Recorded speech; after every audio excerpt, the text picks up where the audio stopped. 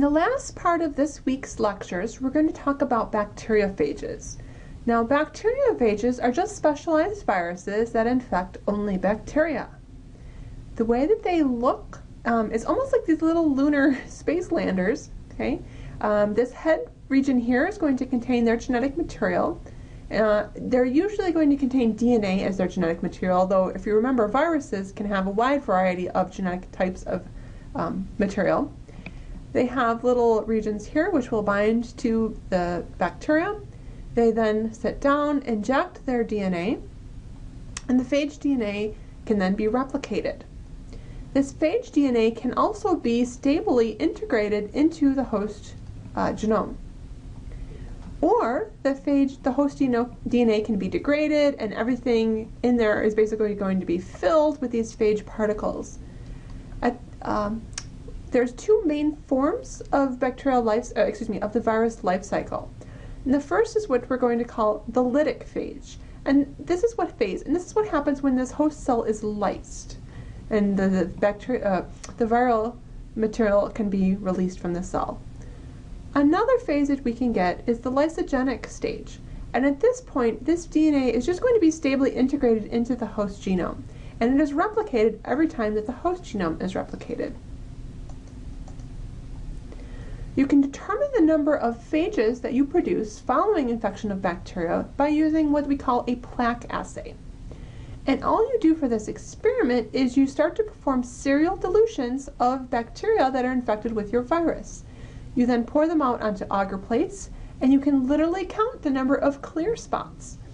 We're going to call these plaques. These are going to be areas that were filled with bacteria that were killed by a particular virus.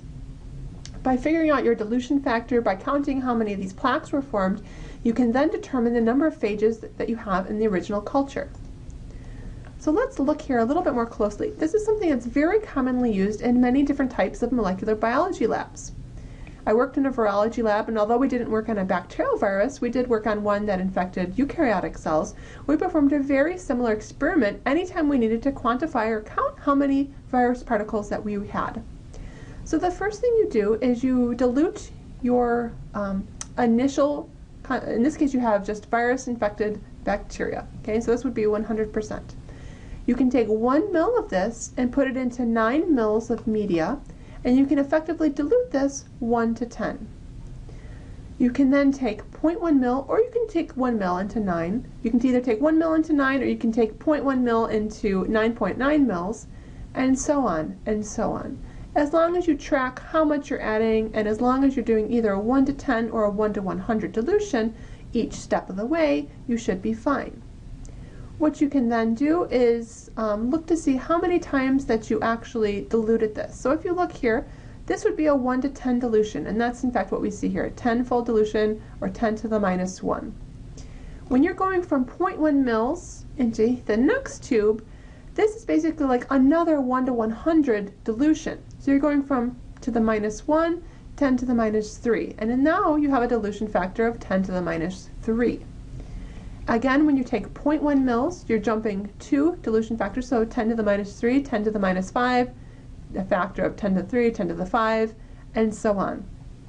If you were only adding 1 ml into 9 ml instead of the 0.1 ml, at that point you would only be jumping single dilution factors. So instead of 10 to the minus 5 to 10 to the minus 7, you would go to 10 to the minus 6 instead. When you plate these out, typically you're going to plate only 0.1 ml, and so this is an additional dilution factor that you have to include when you're doing your final calculations. So in this particular case, it's 10 to the minus 5, but you only plated 0.1 ml, so in effect it's actually 10 to the minus 6 dilution.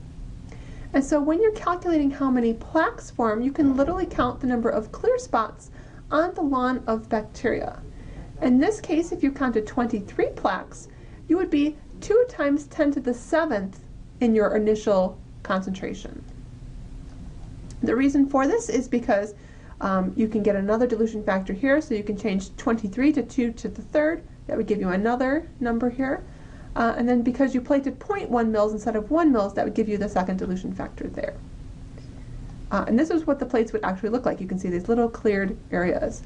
Now, if your dilution factor is too low, what's going to happen is the virus concentration is going to be too high, and it's going to kill all of the bacteria on that plate. And so it's going to be one giant lawn of bacteriophage. So you can't see how many were actually formed there. In this case, you didn't have enough. You maybe see one or no plaques, and in this case it's just going to be a lawn of bacteria, and you're not going to see any clear spots. In both of these two cases, you're not going to be able to calculate your total number of phages that you started with. In order to accurately count how many colonies you have, typically you need between 10 and maybe 200, 300 colonies per plate. Anything more than about 250, 300 colonies, and it becomes very difficult to count. Anything less than about 10 to 15 colonies, and it's just not accurate enough to count either. So really you're looking for numbers that are between about 10 and 300 or so.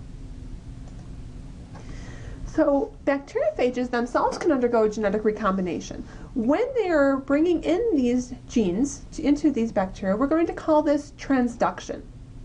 And there's two different types that you can get.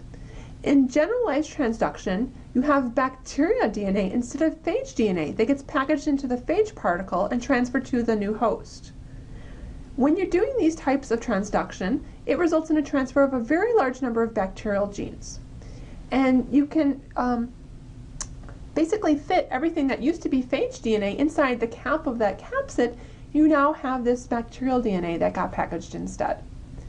Like this transformation, you can use it for linkage studies, chromosomal mapping studies, and so on. The other form of transduction you can have is a specialized transduction. In this case, you're only going to be packaging a small piece of bacterial DNA along with the phage DNA.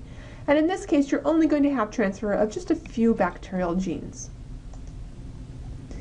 Many of these types of studies have been used, like I said, for mapping studies. One of the ways you can do so is through what we call deletion testing. Deletion testing is used today in many different types of organisms for many different types of genes. And what you do is you just create a series of mutants where you have increasing pieces of DNA that are literally missing or deleted. Okay? In this case, they're looking at this region here, they're looking at this region here. And what you can do is you can then go down to some smaller regions once you realize that a particular region is important, and do even smaller or smaller deletions to figure out what exactly is the important region. So in this case, if you're looking for the recombination test result, both of these show with a positive result, and all of these would be negative.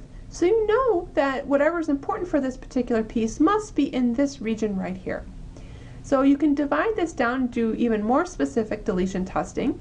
Okay, and in this case you see this piece has it, but these ones don't. So you know that it must be within this particular region right here. If you were to subdivide this down, you can see this one has it, this one does not. So it must be something within this particular region right here that is important for whatever you are studying. You can also do point mutations, and then what you're going to do in a point mutation is you're just going to change single codons, and so that they're going to give you different amino acids for a particular region. So the end of this week, what I want to make sure that you do is complete your outline for your student project. If you have completed your outline, you can begin working on your student project. It's better to get it over with now, earlier in the semester when you have plenty of time, versus later on in the semester when your other courses start to pile up on you and you find that you don't have quite as much time to work on things as you might like. Other things to work on for this week: make sure you're keeping up with the Mastering Genetics homework on the Mastering Genetics website. Make sure you take your weekly quiz, and also make sure that you're participating in the discussion forums. We had some pretty good conversation a week or two ago, but it's been just a little bit quiet since then. So I'd like to see what you guys are thinking about some of these different areas. And again, as always, if you have any questions, please just let me know and contact me. Okay, have a good week.